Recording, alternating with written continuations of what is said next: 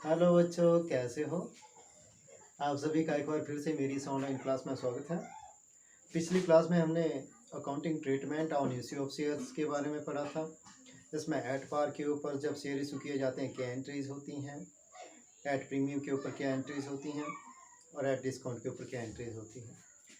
हमने calls in advance और calls in arrears की एंट्री भी की थी, साथ में इनके ऊपर ड्यू होने वाले इंटरेस्ट के बारे में भी बात की थी। मैंने कहा था कि जब भी हम एप्लीकेशंस की एंट्री करेंगे, अलॉटमेंट की एंट्री करेंगे, फर्स्ट कॉल की एंट्री करेंगे या सेकंड कॉल की या थर्ड या फाइनल कॉल की एंट्री करेंगे, प्रभाव सिर्फ दो ही खातों के ऊपर पड़ेगा। जब भी खाते क्लोज किए जाएंगे 31 मार्च को, उस टाइम जो बैलेंस बचेगा वो सिर्फ दो ही खातों में बचेगा। एक बैंक में बचेगा, बैंक अकाउंट में बैलेंस बचेगा, और दूसरा शेयर कैपिटल अकाउंट में। इक्विटी शेयर्स अगर इशू किए जाते हैं तो इक्विटी शेयर कैपिटल में, यदि प्रेफरेंस शेयर्स इशू किए जाते हैं तो प्रेफरेंस शेयर कैपिटल अकाउंट में बैलेंस बचेगा। बाकी जो अदर्स हमारे अकाउंट्स होंगे एप्लीकेशन केस में एंट्रीज के भी अलॉटमेंट के और फर्स्ट और सेकंड कॉल के बैलेंस्ड हो जाएंगे, बराबर हो जाएगा 31 मार्च की जब मैं बात कर रहा हूँ। तो आज एक न्यूमेरिकल करेंगे जिसमें calls in advance, calls in arrear की बात होगी। क्वेश्चन है, ए लिमिटेड एक कंपनी है, इशू 20,000 शेयर, जिसने 20,000 शेयर इशू किए हैं at the rate of ₹10 each. और कंडीशन क्या है? On application ₹3, 1 April 2010, on allotment ₹3, 1 जुलाई रख लेते हैं 2010। on first call ₹2,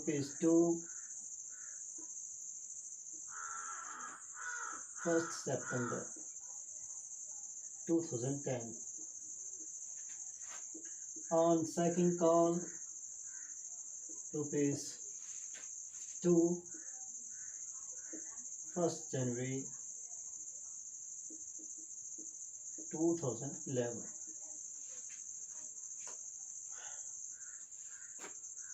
क्वेश्चन में है कि सभी शेयर्स सब्सक्राइब कर लिए जाते हैं और अमाउंट जो उनके ऊपर ड्यू है एप्लीकेशन अलॉटमेंट और फर्स्ट और सेकंड कॉल का, कुछ एक शेयर होल्डर्स हैं उनको छोड़ करके, जैसे हरीश है, एक जो नाम दिया है हरीश, जिसके पास 2000 शेयर्स थे,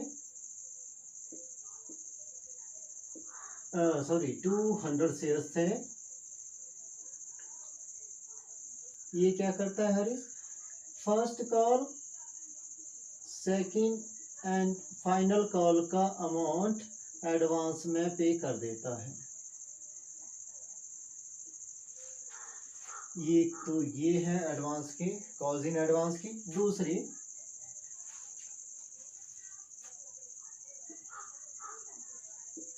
कृष्ण एक शेयर होल्डर्स है जिसके पास 100 शेयर हैं, 100 शेयर्स हैं जिसके पास, फेल्ड टू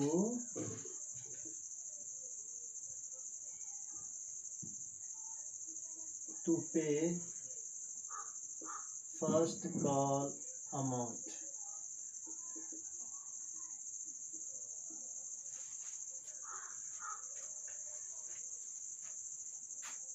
हमने जर्नल एंट्रीज करनी है, जो आवश्यक जर्नल एंट्रीज हैं, विद इंटरेस्ट करनी है।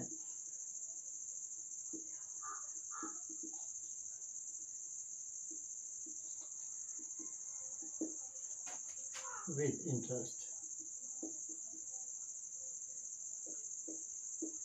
ये क्वेश्चन है।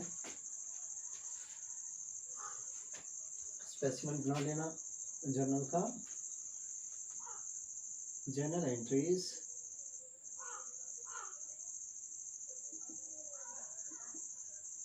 entries in the books of A Limited.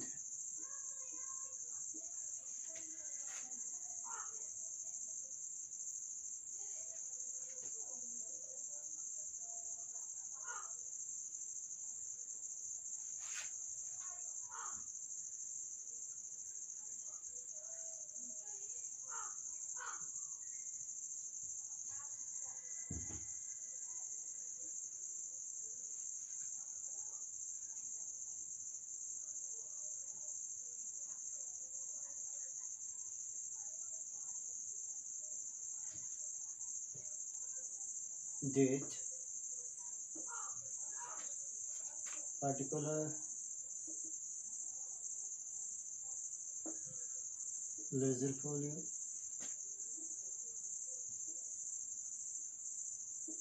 debit amount, credit amount.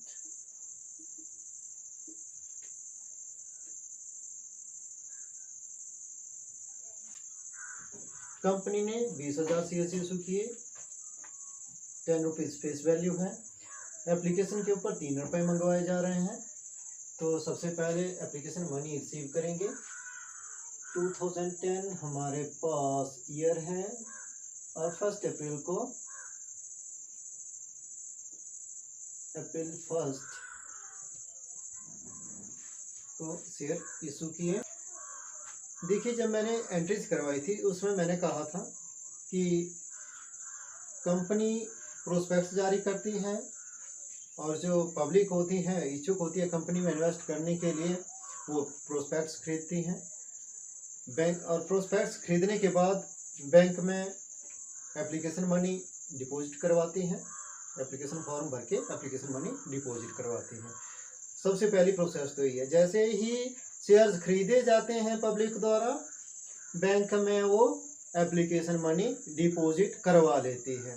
तो बैंक में एप्लीकेशन मनी डिपॉजिट करवाएं, कंपनी के बैंक अकाउंट में अमाउंट आ जाएगा। एंट्री क्या बन जाएगी? पहले बैंक अकाउंट डेबिटेड टू, अब देखिए ना, जो कंपनी एंट्री करेगी क्या करेगी? बैंक में अमाउंट आ रहा है, देने वाला कौन है? To share application, to equity share application,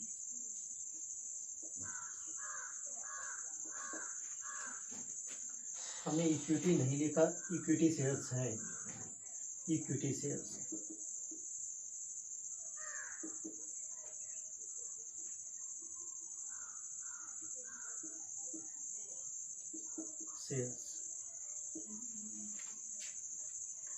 to equity shares application account. अब देखिए, इक्विटी शेयर्स एप्लीकेशंस क्यों लिखा? क्योंकि इसको क्रेडिट, क्योंकि एप्लीकेशंस के अमाउंट आ रहा है। और यहाँ पर ये जो application equity share application account है, ये मैंने कहा था पर्सनल अकाउंट है। जब एंट्रीज करवाई थी मैंने उसमें कहा था ये पर्सनल अकाउंट है। और पर्सनल अकाउंट क्यों है? क्योंकि ये व्यक्तियों से रिलेटेड है, व्यक्तियों का अकाउंट है। सभी व्यक्तियों के नाम तो नहीं लिख सकते। और कंपनी के शेयर होल्डर्स, अब सारे के सारे नाम अगर एक जगह लिखने लगे तब तो जगह थोड़ी पड़ जाएगी। इसलिए इक्विटी शेयर एप्लीकेशन अकाउंट लिखा जाता है और इनकी डिटेल अलग से अटैच कर ली जाती है। तो अमाउंट आ रहा है 20,000 शेयर्स के ऊपर। नरेशन भी लिख लेंगे साथ में। Being application money received on 20,000 shares, 20,000 equity shares at the rate of ₹3 each, 60,000 amount आ रहा है एप्लीकेशन के ऊपर बैंक में।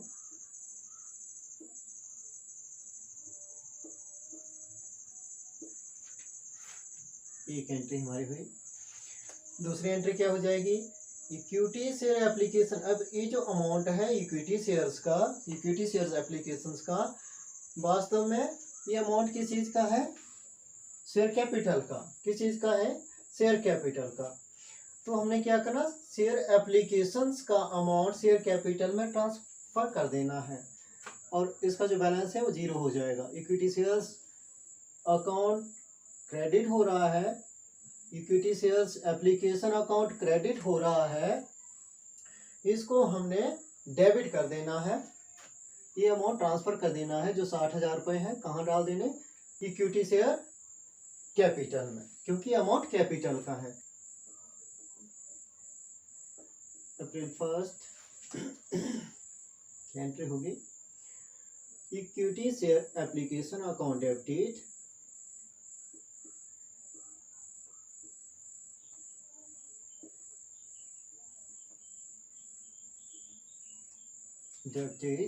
to equity share capital account being amount of share application transfer to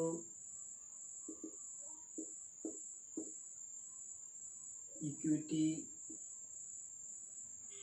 share capital account। एक equity shares हैं, equity shares application. दूसरी entry हमारी हो गई, जो 60,000 अमाउंट था एप्लीकेशन के ऊपर आया था वो हमने कहाँ ट्रांसफ़र कर दिया, इक्विटी शेयर कैपिटल। दूसरी एंट्री हमारी कंप्लीट हुई। अब नेक्स्ट है अलॉटमेंट के ऊपर मंगवाए जा रहे हैं 3 रुपये, 1 जुलाई 2010। तो 1 जुलाई को, जुलाई 1, अब देखिए एप्लीकेशन का अमाउंट सीधा बैंक में आ जाता है, इसके लिए हमें इसकी ड्यू करने की आवश्यकता नहीं होती है। लेकिन allotment, first call, second call, third call, जो भी जितनी भी कॉल्स होंगी और थर्ड एंड फाइनल कॉल, इनके ऊपर अमाउंट हमें ड्यू करना पड़ता है, इनके ऊपर अमाउंट ड्यू करना पड़ता है। एप्लीकेशंस के ऊपर अमाउंट ड्यू करने की आवश्यकता नहीं है, ठीक है। तो अमाउंट हमने ड्यू करना अलॉटमेंट के ऊपर, इक्विटी शेयर अलॉटमेंट के ऊपर जो अमाउंट प्राप्त होने वाला है, इक्विटी शेयर अलॉटमेंट अकाउंट के ऊपर जो अमाउंट प्राप्त होने वाला है उसको हमने ट्रांसफर कर दिया या ड्यू कर दिया टू इक्विटी शेयर कैपिटल।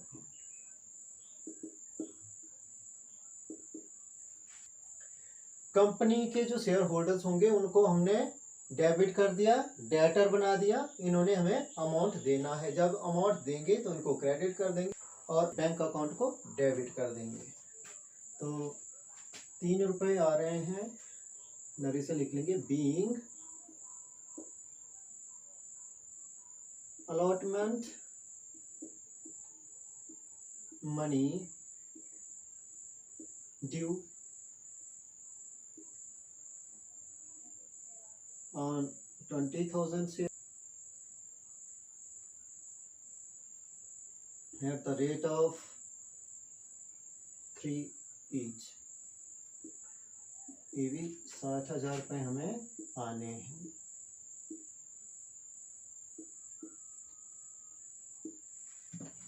अब देखिए ये हमने ड्यू कर दिया, लेकिन बैंक में अमाउंट कितना आ रहा है, हरीश है एक शेयर होल्डर जिसने के ऊपर फर्स्ट कॉल और सेकंड कॉल का अमाउंट दे दिया हुआ है। तो फर्स्ट कॉल है 2 रुपीज़ की और सेकंड कॉल भी 2 रुपीज़ की। तो शेयर्स हैं 200 शेयर्स फॉर 800 रुपीज़ एडवांस में पे कर दिए हरीश ने। तो अलॉटमेंट के समय जो हमारे पास अमाउंट आएगा वो कितना आएगा, जुलाई 1 को ही एंट्री होगी। बैंक अकाउंट डेबिटेड, बैंक में अमाउंट आ गया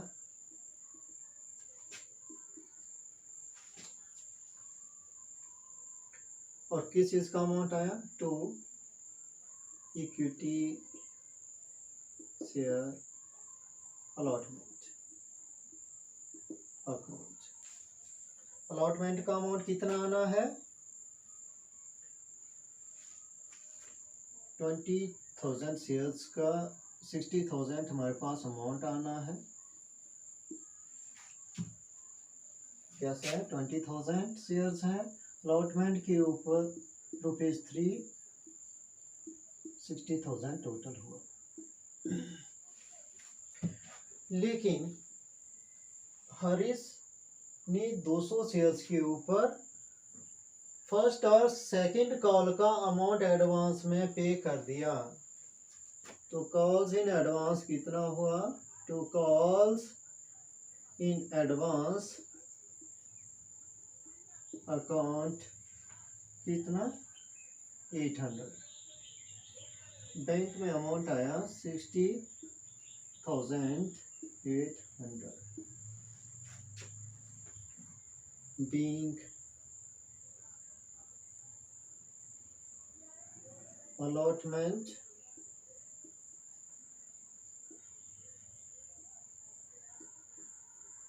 money received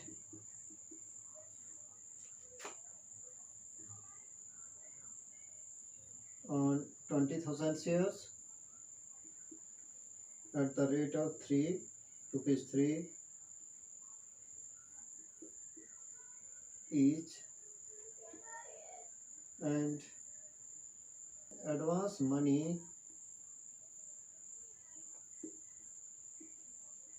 received on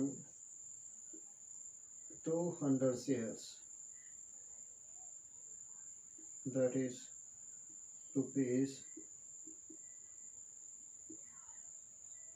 ₹800। तो ये अभी तक 2 एंट्रीज हुई, ठीक है। अब तीसरी एंट्री फर्स्ट कॉल के लिए होगी। इसको थोड़ा सा मैं मिटा लूँ ताकि मेरे पास लिखने के लिए जगह बन जाए।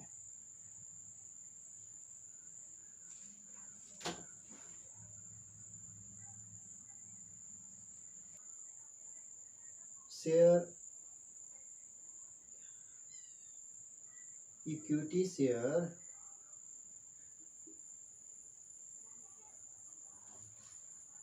first call account debited to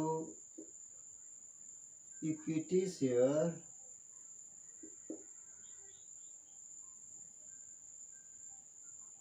capital account। 40,000 amount हमने ड्यू किया, कहें कि हमने ये ट्रांसफ़र कर दिया शेयर कैपिटल में, क्योंकि अमाउंट शेयर कैपिटल का ही है, इक्विटी शेयर कैपिटल का ही है। Narration being first call money due,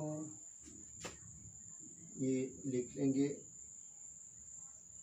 being first call money due on 20,000 shares at the rate of ₹2 each।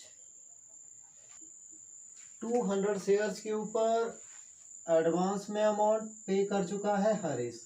तो 200 शेयर्स के ऊपर ₹2 यानी ₹400 एडवांस में पे कर चुका है, जो कि ₹800 में शामिल है। ₹800 इसने एडवांस में पे कर रखे हैं हरीश ने, तो दोबारा तो ये नहीं देने वाला। तो ₹400 एडवांस में आ चुके हैं, तो बैंक में ये अमाउंट नहीं आने वाला है। अच्छा, साथ में ये एक बात और हो रही है फर्स्ट कॉल के लिए कि जिसके पास 100 शेयर्स थे,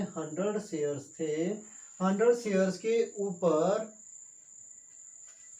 कृष्ण फर्स्ट कॉल पे नहीं कर रहा है। उसके पास 100 शेयर थे, ये ₹2 पे नहीं कर रहा है।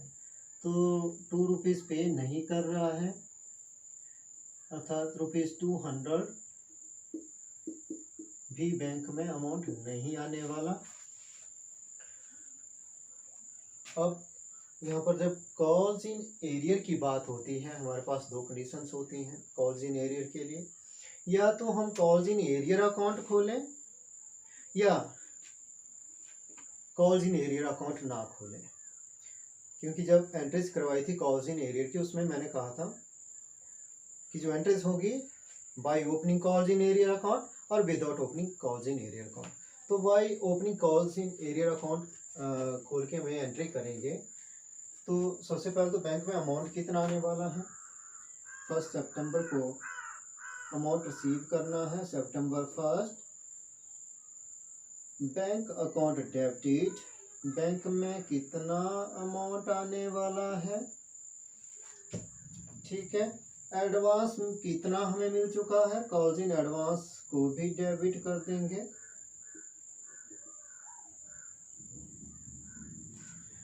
और जो कॉल्स इन एरियर है उसका हम अब खाता खोलेंगे, क्योंकि हम bye opening calls in arrear account से करेंगे इसको। Calls in advance account debit कर लिया हमने। कितना 400 हमारे पास एडवांस में आ चुका है।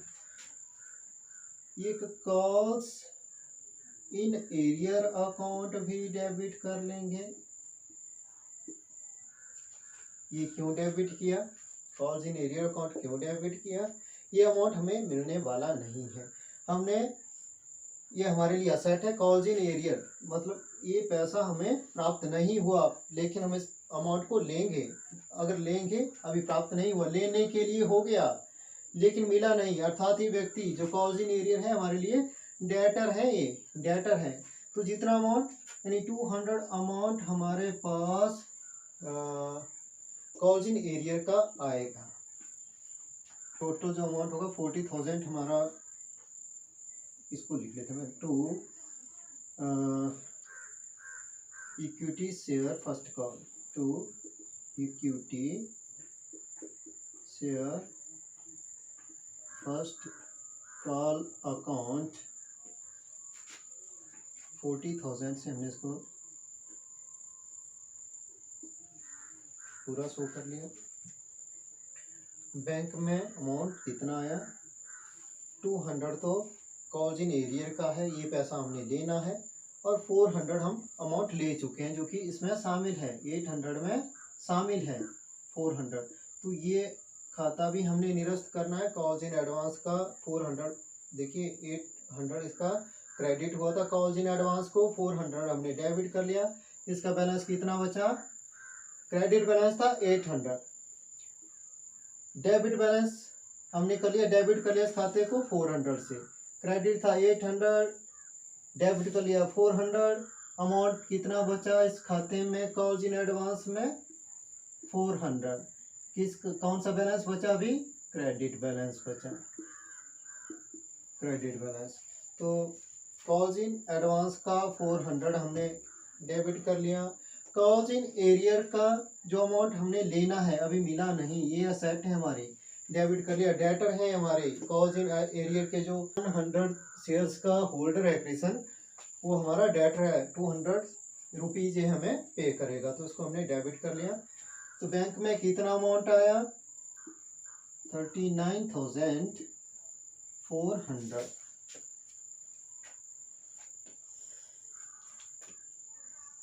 नरेशन लिख लेंगे, being amount received on 20,000 shares at the rate of 2 each, and 20,000 की बजाय हम करते हैं 300 कम कर लेंगे, 19,700 19,700 shares at the rate of ₹2 each, and calls in advance on 200 shares comma calls in arrear on 100 shares adjusted.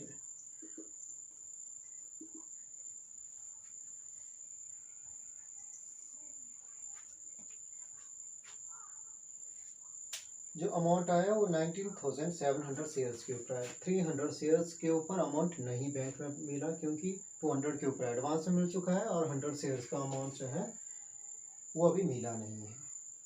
ये नरेशन मिटा लूँ, यहाँ पर स्पेस की कमी है तो स्पेस बनाने के लिए ये मिटा लो।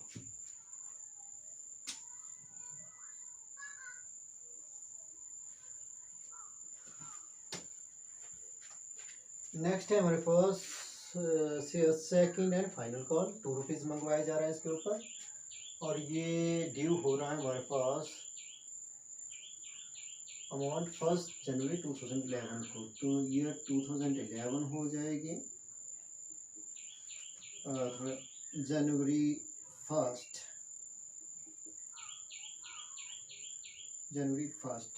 हमने सेकंड एंड फाइनल कॉल का अमाउंट ड्यू करना है। तो equity share second and final call account debited to equity share capital account. Capital का अमाउंट हमने ड्यू कर लिया। इन्होंने अमाउंट पे करना है। कितना करना है? ड्यू तो पूरा करना पड़ेगा चाहे एडवांस में हमें मिल चुका हो या ना, लेकिन कैपिटल में जितना amount second and final call के ऊपर होगा वो हमें पूरा का पूरा ड्यू करना ही पड़ता है। तो 2 रुपीज़ ऑन 20,000 शेयर्स। नरेशन लिख लेते हैं पहले। Being amount due on 20,000 shares at the rate of ₹2 each। 20,000 shares के ऊपर कितना अमाउंट ड्यू हो गया शेयर कैपिटल का लेने को? 40,000।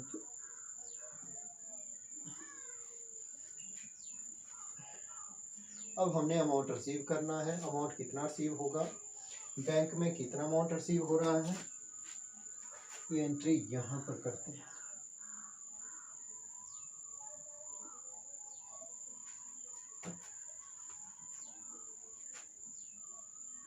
टू 2011 को जनवरी 1 बैंक में अमाउंट कितना आएगा, बैंक अकाउंट डेबिट कर लिया। जितना अमाउंट आएगा लिखेंगे। देखिए यहाँ पर भी सेम है। हमारे पास अमाउंट एडवांस में आ चुका है जो 200 शेयर्स थे। अलॉटमेंट का मनी भी एडवांस में आ चुका है तो वो तो बैंक में आने वाला नहीं है। तो यहाँ पर लिखिए कॉल्स इन एडवांस। ये एडजस्ट करना, calls in advance account debited. Bank account को तो डेबिट होना ही होना, लेकिन कॉल्स इन एडवांस को डेबिट करिए। यहाँ पर कितना बैलेंस बचा था? 400। कॉल्स इन एडवांस क्रेडिट किया था हमने 800 से। 400 रुपीज़ एडवांस के हमने एडजस्ट कर लिए, लेकिन 400 इसका अमाउंट बचा हुआ था जो क्रेडिट बैलेंस था इसमें, वो 400 से हमने इसको डेबिट कर लिया। देखिए 800 से इसको, एक बार फिर से बोल रहा हूँ, 800 से इसको हमने क्रेडिट किया था कॉल्स इन एडवांस को। हमारे पास एडवांस में आ चुके थे। एडवांस हमारे लिए लायबिलिटी होती है। इस एडवांस को हमने एडजस्ट किया था फर्स्ट कॉल के इसमें 400 रुपीज़। 400 से हमने इसको डेबिट कर लिया था। जो क्रेडिट किया था 800 रुपये से, 400 से डेबिट कर लिया। अब 400 से यहाँ पर डेबिट हो रहा है तो दोनों इसमें जो बैलेंस कितना बचेगा? बैलेंस बचेगा 0, नील, क्योंकि 800 रुपये से ये अकाउंट डेबिट हो चुका है। कॉल्स इन एडवांस अकाउंट हमारे पास एडजस्ट हो चुका है। साथ में अमाउंट हमारे पास आने वाला है किस चीज़ का है? To share equity share second and final call.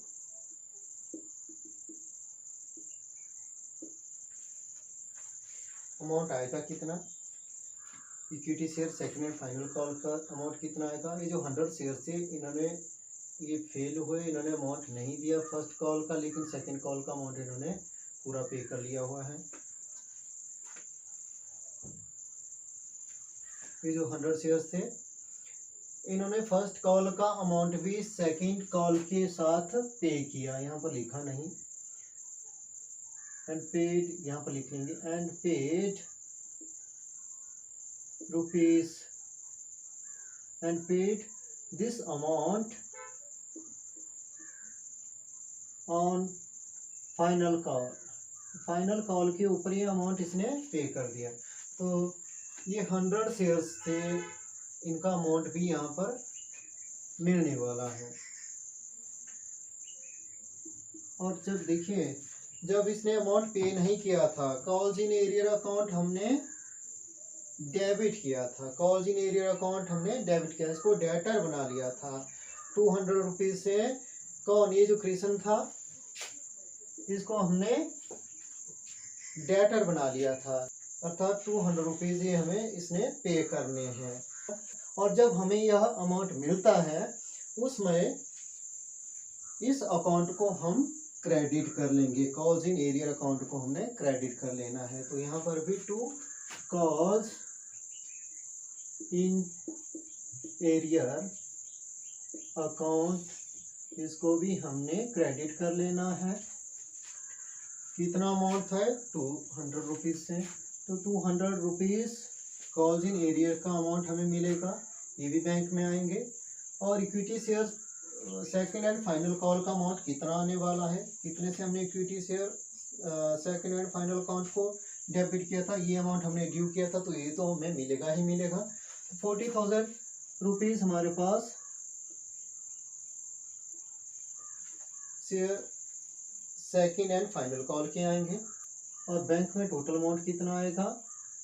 39,800। तो ये हमारे अभी तक share second and final call तक की एंट्री हुई, लेकिन इंटरेस्ट की एंट्री भी करेंगे। फर्स्ट जनवरी को हमें इंटरेस्ट लेना है, जनवरी 1 को ही इंटरेस्ट की एंट्री हो जाएगी।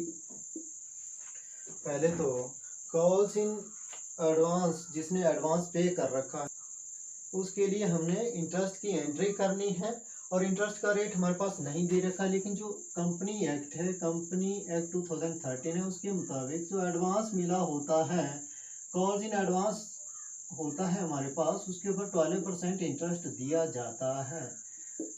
इंटरेस्ट कॉल्स इन एडवांस के ऊपर 12% पे किया जाता है। लेकिन जो कॉल्स इन एरियर होता है उसमें 10% इंटरेस्ट लिया जाता है। जो 800 रुपीज़ हैं हमारे पास, 800 रुपीज़ का इंटरेस्ट हमने कैलकुलेट करना है। ये रब कर लेता हूँ।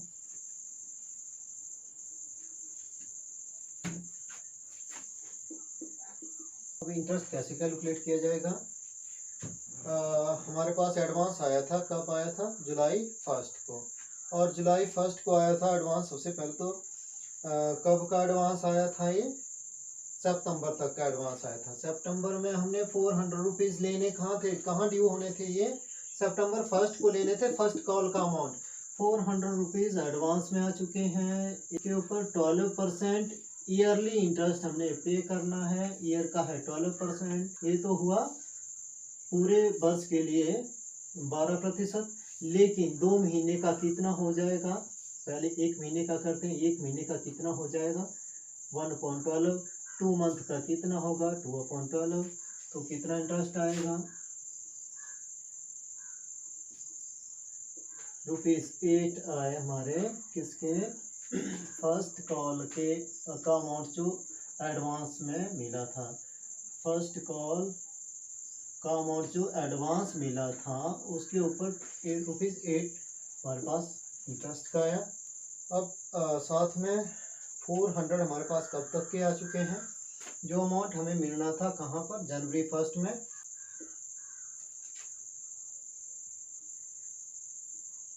24 रुपीज़।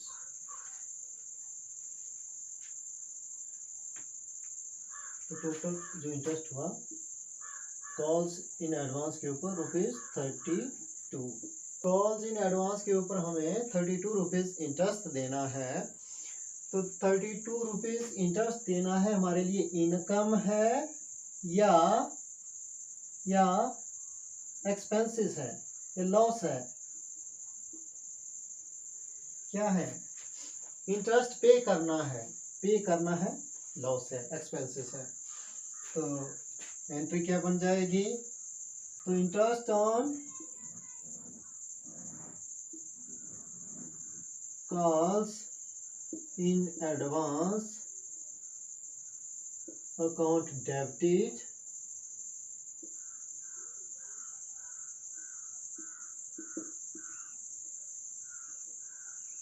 Debited 32 rupees. लेना किससे है? ये ड्यू करना पड़ेगा पहले तो। ये भी interest on calls in advance, ये इंटरेस्ट हमें ड्यू करना है। किसको देना है उसके लिए ड्यू करना है, तो किसको देना है interest? To equity share holders account. Interest की एंट्री मैंने पहले समझाई हुई है। और कितने रुपए से? 32 रुपीज़ से क्रेडिट होगा। डेबिट 32 से, क्रेडिट भी 32 से। अभी ड्यू किया हमने, दिया नहीं है, ड्यू किया। तो अब जब इसको देंगे हम, पे करेंगे तो क्या एंट्री हो जाएगी? जनवरी 1 को हमें एंट्री कर लेंगे। जनवरी 1 equity share holders account debited, equity share holders account debited to bank. Amount हमने पे कर दिया 32 रुपीज़ हमने पे कर लिया। अब interest on calls in arrear की एंट्री करनी है, उसको भी हमने ड्यू करना है। पहले तो कैलकुलेट करना पड़ेगा। हमारे पास 100 शेयर्स के ऊपर अमाउंट नहीं आया हुआ है।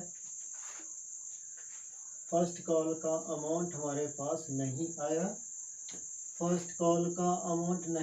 कितने शेयर्स के ऊपर? 100 शेयर्स के ऊपर 2 रुपीज़ आने थे। 200 अमाउंट हमारे पास नहीं आया, ₹200 नहीं आए। आने कब थे? ये फर्स्ट कॉल का अमाउंट आना था हमारे पास 1 सितंबर को। 1 सितंबर को अमाउंट आना था, लेकिन आया कब है? जनवरी 1 को आया। तो कितने महीने तक अमाउंट शेयर होल्डर्स के पास रहा? 4 मंथ तक रहा। तो 200 के ऊपर इंटरेस्ट लगना है। और कितना हमने इंटरेस्ट लगना है? 10% इंटरेस्ट करेंगे के ऊपर। 10% कितना अमाउंट हुआ? और कितने महीने तक रखना है? ये तो हुआ साल का। 1 महीने का कितना होगा? अपॉन 12। 4 मंथ का कितना होगा? 4/12। तो अमाउंट हुआ हमारे पास है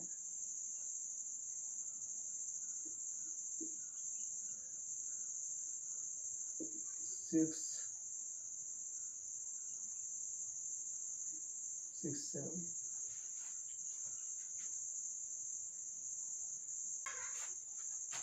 ये वीडियो करना पड़ेगा। जनवरी 1 को ही ये एंट्री करेंगे। Equity share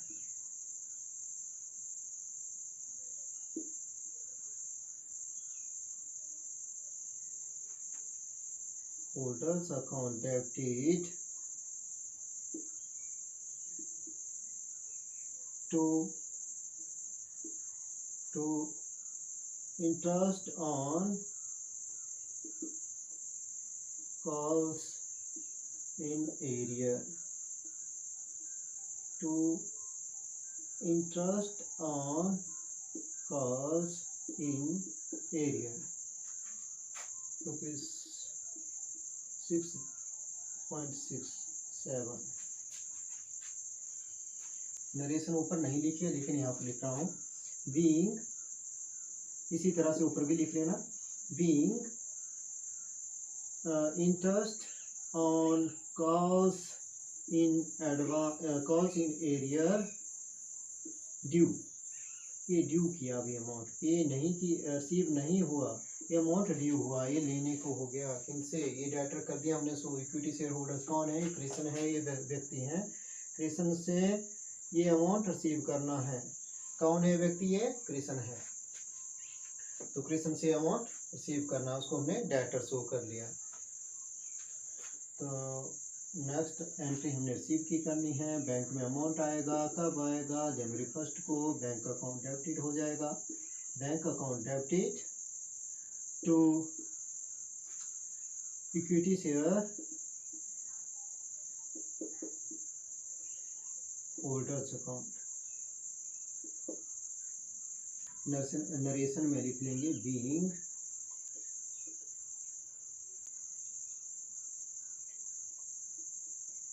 amount of interest received from Krishna, ये एंट्री हो गई। अब 31 की एक एंट्री करेंगे, 31 मार्च को क्या एंट्री होगी, 32 रुपीज़ हमने ट्रांसफ़र करने हैं, जो इंटरेस्ट है कॉल्स इन एडवांस के ऊपर जो हमने पे किया, जो हमारे लिए खर्चा है, तो कहाँ डालना है, P&L अकाउंट डेबिटेड टू, एक खर्चा था, खर्चे को हमने प्रॉफिट एंड लॉस अकाउंट में चार्ज कर लिया। Interest on calls in to interest on calls in advance 32 rupees.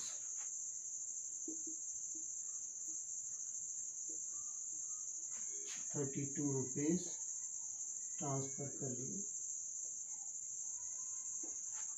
Profit and loss account भी लिख सकते हैं और लिख सकते हैं इसको, और statement of profit and loss account, statement of P&L account, ये भी लिख सकते हैं। इसी प्रकार से 31 की एक और एंट्री करेंगे। जो इंटरेस्ट हमें कॉल्स इन एरियर का है उसको भी हमने ट्रांसफ़र करना है, ये इनकम है, इनकम को हमने ट्रांसफ़र कर देना है। इनकम का क्रेडिट बैलेंस होता है, जब इसे ट्रांसफ़र करेंगे तो डेबिट कर देंगे। तो क्या करेंगे, interest on calls in arrear account debited to statement of profit and loss account लिखो या P&L अकाउंट लिखो, और 6.67 रुपीज़ हमने ट्रांसफ़र कर ली। Narration being interest on calls in arrear transfer to profit and loss account. तो ये हमारा क्वेश्चन था आज का।